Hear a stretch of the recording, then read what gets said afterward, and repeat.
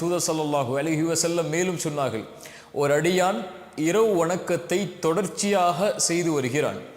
ஒரு நாள் அவன் அசதியில் திடீரென்று தூங்கி விடுகிறான். அவன் தூங்கினாலும் அது அவனுக்கு சதக்காவாக மாறுகிறது. அவன் தொழாத கூலியை அல்லாஹ் ரப்புல் ஆலமீன் அன்று அவனுக்கு அல்லாஹ் கொடுத்து விடுகிறான் என்று அல்லாஹுடைய தூதர் ஸல்லல்லாஹு அலைஹி வஸல்லம் அவர்கள் சொன்னார்கள். அந்த ஹதீஸுடைய விளக்கமும் அதுதான். ஒரு செயலை நீங்கள் செய்தால் அதை தொடர்ச்சியாக செய்யுங்கள். அது குறைவாக இருந்தாலும் சரி, அதிகமான ஒரு செயலை செய்து அதற்கு தொடர்ச்சி இல்லாமல் ஆக்கிவிடாதீர்கள் என்பதுதான் அதனுடைய தீர்வு. குர்ஆனை ஒரு நாள் ஒரு பக்கம் ஓதக்கூடிய வழக்கம் உள்ளவர்களாக இருந்தால் ஒரு பக்கத்தை தினமும் குறைந்தபட்சமாவது ஓதிவிடுங்கள். ஒரு ஏழைக்கு ஒரு நாள் 10 ரூபாய் கொடுக்கக்கூடிய வழக்கம் உள்ளவர்களாக இருந்தால் அந்த 10 ரூபாயை தினமும் கொடுத்து விடுங்கள்.